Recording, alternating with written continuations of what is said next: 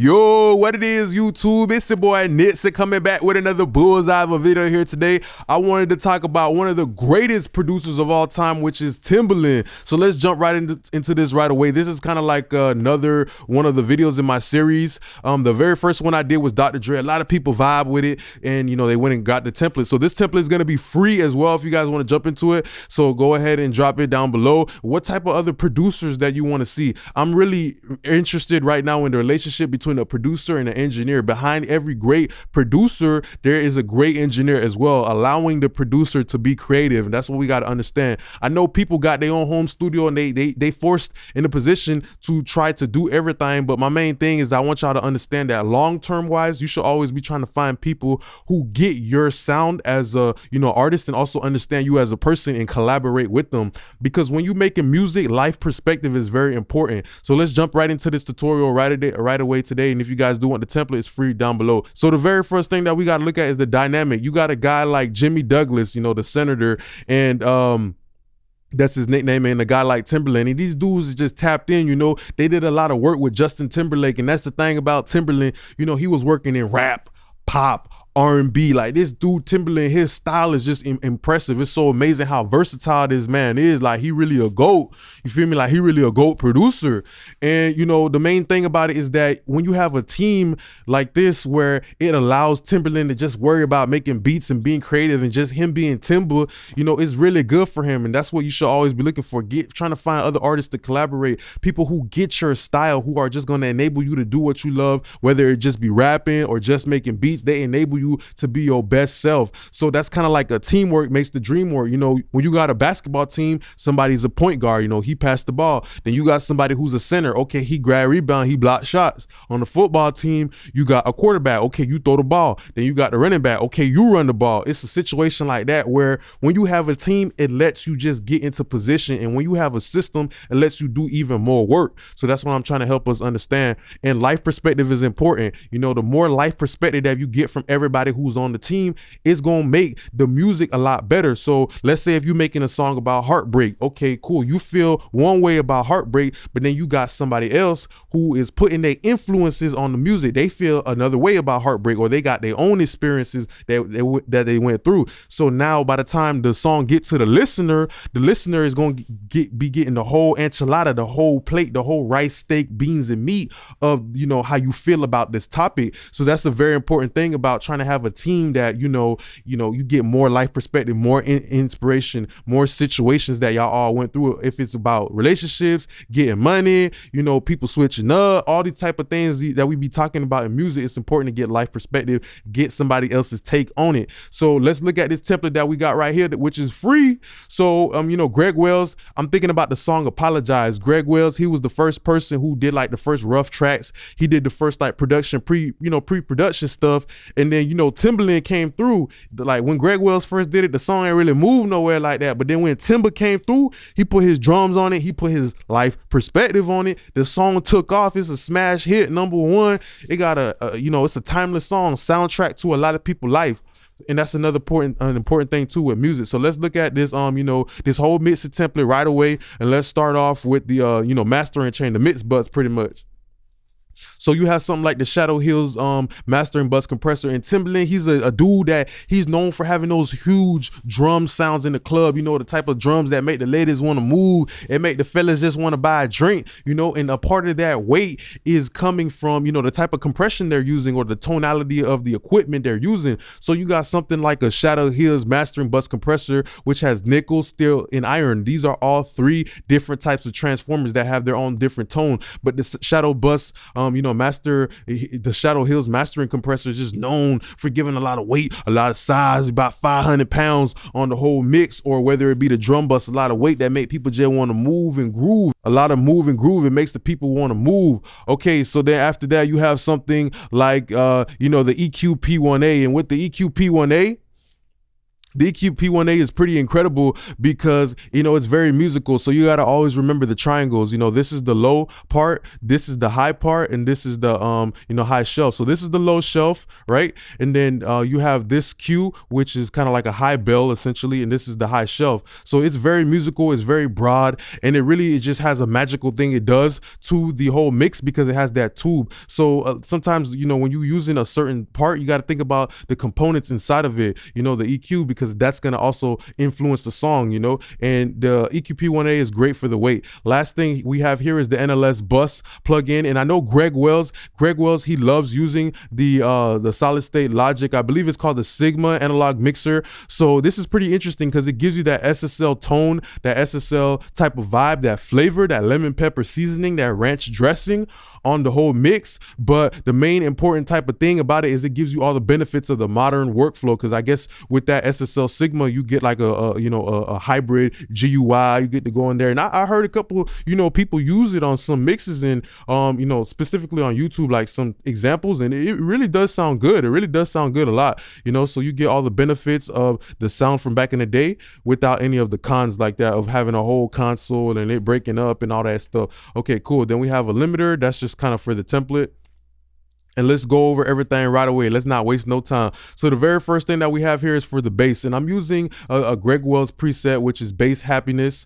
And the thing about this too is that with Timbaland, you got to understand that a bass being solid is very important. You don't want your bass to always jump around too much. You want it to be kind of like the dance floor. You're setting the whole sound stage for the mix. And we use something like the Abbey Road AS214 because it's a Verimute compressor. Verimute compressors are known for being very slow. Something like the Fairchild compressor as well. Those very first compressors was Verimute compressors. And you know, here you got to understand that also the saturation that you're getting from the tubes will help the bass image a lot more well. So when the listener can hear, okay, this is my ground floor, this is the foundation of my house, now we can do all of the roofing and all the craziness you know, of the bouncing that Timbaland be having with his drums and everything like that. But the main thing about Timbaland, that his mixes are so smooth and so well-rounded, and I think the Abbey Road is very good for that. So you have something here like you know, the Abbey Road is coming based off of a modified Altec mixer from Abbey Road. And you know, here, you know, pretty much this is like the original one. You know, the original one running you like 14 bands,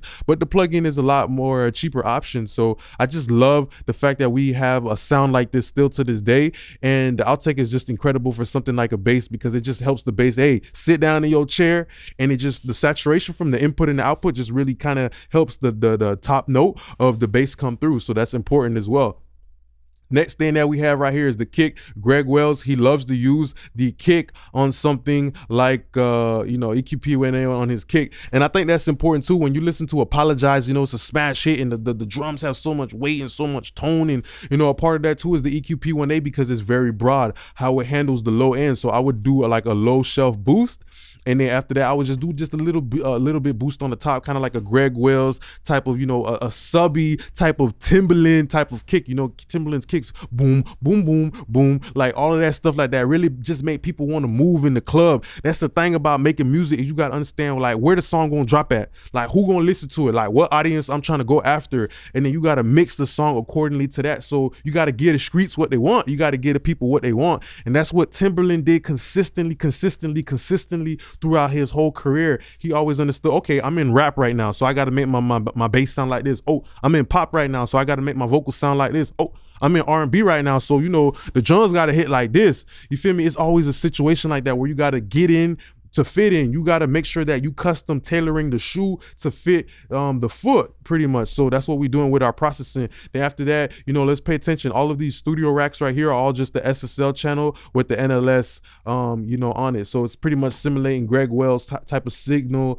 you know, his summing chain and essentially. Then after that, we got, you know, a guy like Jimmy Douglas, you know, who was tapped in with Timbaland. He put in a lot of work with Justin Timberlake. My favorite song by Justin Timberlake is the one that he got with 50 Cent, which is like called Ayo Technology. Y'all should listen to that song. That's a really good song. And it's crazy because like that song low-key like predicted the future low-key, because like them boys ain't really have internet like that, but they really just talking about how, you know, go listen to that song. You know, that song was like amazing. That's what I love about making music, is those songs that like predict the future, or, you know, them them songs that remain relevant, that remain timeless. So that song Ayo Technology with Justin Timberlake and 50 Cent, go check that one out. And Timbaland was on that one too, and that song was just swinging, really. Like, that song was really just swinging. And then, okay, so the preset that we have right here, Michael Brower, he's one of those guys where he likes to have like a push-pull type of thing going on with his kick and the snare. And the distressor is amazing. When you put it on nuke mode and you put the release relatively quick, it can really just give a lot of that pumping. So the bass is kind of like the anchor, but then the kick is boom, boom. You know how the club be. If you ever went to the club, how the kick is doom,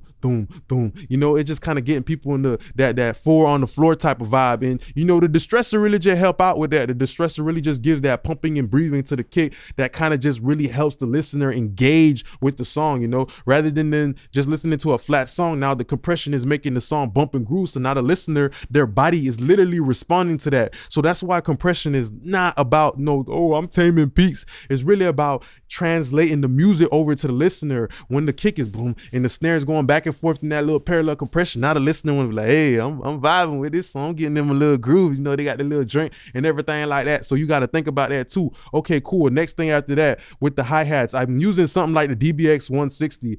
That's what I'm talking about, you know, like the transients of Timbaland's music. His drums are always well rounded, well smooth, and something like the DBX 160 adds a little bit of snap. But when you use a ratio like this, a 4-to-1, I feel like it really just takes off the digital edge off of the instruments. That's what I kind of don't like about, you know, modern music right now, is that bit just sound a little bit too accurate, a little bit too precise. And you know, as human beings, we not accurate, we not precise, we make mistakes, you know, so the music kind of got to be like that too. You know, your left arm might not be the same length as your right arm. Your left leg might not be the same, you know, size as your right leg. You know, you might have one eye that's crooked and the other one that's straight. You know, we all got these type of non-linearities inside of us. So that's what the main theme of this mix is kind of like being, you know, with the apologize. You know, everybody messes up. Everybody got to apologize, or they felt like they did somebody wrong. And that's what I'm talking about, life perspective. The music got to sound like what the message of the song is. All right, cool. In the DBX 160, you know, it's program dependent.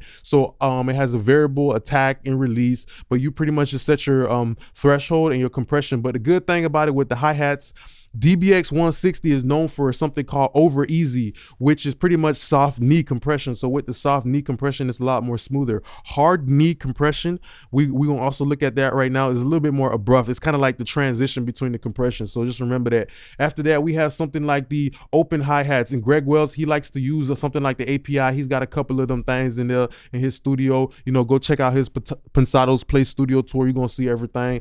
And what Greg Wells likes to do, he likes to use a little bit of just boosting a little bit of top on his overheads, sometimes, you know, boosting a little bit of, you know, removing a little bit of lows, just to really help like the overheads or the open hi-hats kind of hit. But if you're using something that's digital, we're going back to something like the radiator. So if everyone wants to talk about the Abbey Road RS-124, you also got to talk about the little radiator, because the little radiator is also coming based off a modified Altec mixer.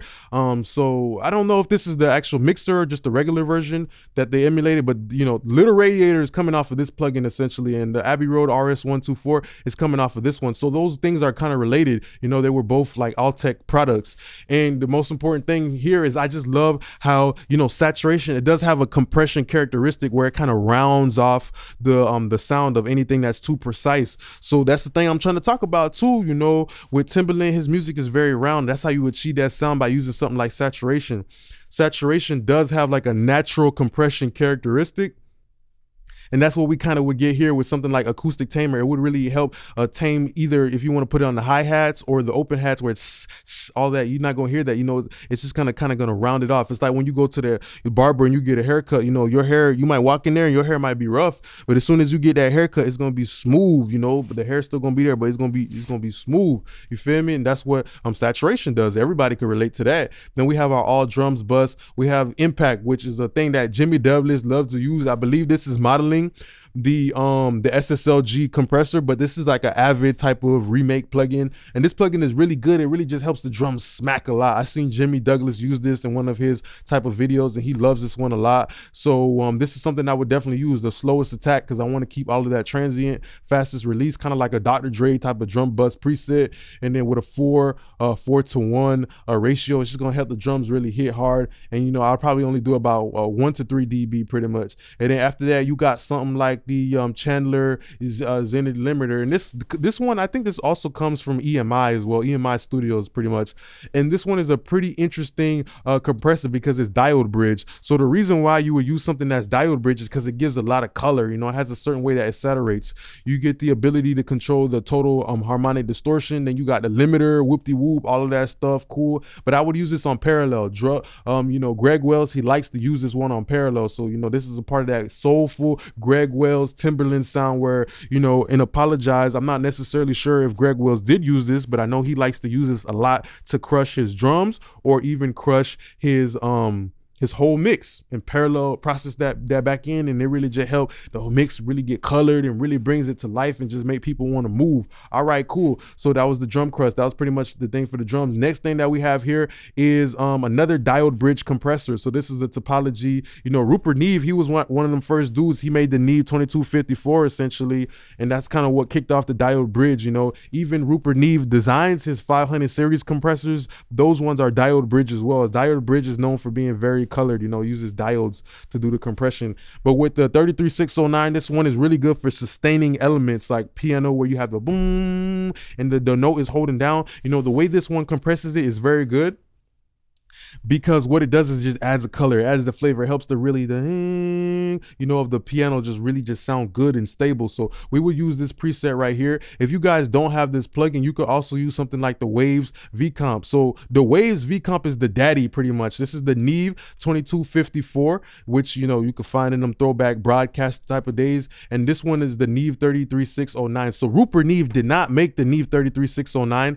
That came down the line when they started to bring in the newer Neve consoles, like the Neve 88RS and all of those ones that came in like the 90s, so something like that. But the Neve 2254, that was like Rupert Neve's invention, and the V-Comp is that. So you have the dad, and this is the son right here, pretty much. This is the little jit right here. And then after that, you know, basic processing, you know, another channel strip for the guitar, synth, the bell, you know, that's kind of like the music. And then after that, for the all music bus, you know, I don't have nothing too complicated. I probably would use something like a let me go over here and let's bring in a Studer A800. You know, Greg Wells actually has a Studer A800 in his studio. If you actually check out the video, you'll see it as well. And the preset I probably would use is something like, let me see, let me get a rock preset or something like that. Greg Wells, you know, he probably would use something like this, kind of hi-fi, bring it down to 15 IPS and use something like GP9, because GP9 is the most transparent tape, you know. And I would, you know, he'd probably bring the calibration down as well. The more you hit the calibration up, the more tape compression you would get. So we don't want to compress the stuff too much, but if we do, you raise the calibration. So that would give us some rich analog type of tone, just help the music sound real. You know, sometimes, you know, real is more relatable than anything. Then we have the lead vocal. How does Greg Wells and, you know, Timbaland process a lead vocal for something like Apologize? Well, what they like to do is that he likes to use something like an 1178. An 1178 is really good. This is an 1176, but the 1178 is a stereo pair of 1176s, but it looks just like this one. Most important thing to know is that usually when somebody's singing and they have longer notes, it's usually better to use an 1176s in the beginning, because the 1176 just has a very good way of just like handling it. If it was something like a rap vocal where they I probably wouldn't use an 1176 too early, just because like that pumping will make the needle move a lot, and you will kind of hear the distortion of, you know, 1176. 1176 is pretty like distorted, you know. It has fat components inside of it, and that's very known for being very gritty and very that's why people like using it on parallel compression. That's what I'm always trying to talk, you know. Like I love just bringing in 1176 towards the end, you know, because I don't want it to work too hard, you know. And that's why something like Greg Wells, you know, this is his preset, and, you know, the SSL, which is Greg Wells lead vocal. You know, Greg Wells, he not really doing too much. key, always trying to get a good take, just rolling off some lows, you know, boosting a little bit of body, because usually with singers it's really hard to generate low end energy if you're singing. The another compressor that Greg Wells likes to use, which is going to be the Abbey Road, you know, RS124 again here, and he likes to use that as kind of like his optical compressor, kind of smoothing things out, and it's very musical the way that it kind of breaks up and distorts. And the last thing that Greg Wells likes to use is the API 558, and he only likes to boost the top. So if you watch his video on Pensado's Places Studio Tour, you're gonna see all of this stuff. So I just recreated it, and I also brought in my information about how I feel about Timbaland and all that stuff. So then after that, we have the all vocals bus, you know, nothing crazy, just another one of our channel strips. And then you have the Fairchild 670. So I gotta give a shout out to you know, one of my favorite engineers too, Eric Valentine. So Eric Valentine, he mixed the song, which is "Hey Now, You're an All-Star." You know that song that was in Shrek? That boy mixed that song, bruh. But the crazy thing about it too is that, you know, Eric Valentine, you know, I'm like, damn, that was like the soundtrack of my life when I was in elementary school. I remember listening to that song, and you know, he tapped in with Greg Wells too. So you know, Greg Wells actually has his Fairchild inside of his studio. So them boys right there, you know, they tapped in the studio. Go watch that video if you ain't seen it. But pretty much, you know, he's very smart. You know, Eric Valentine, this man is like a genius, bro. He made his own Fairchild pretty much, which is called, I think it's the Unfairchild.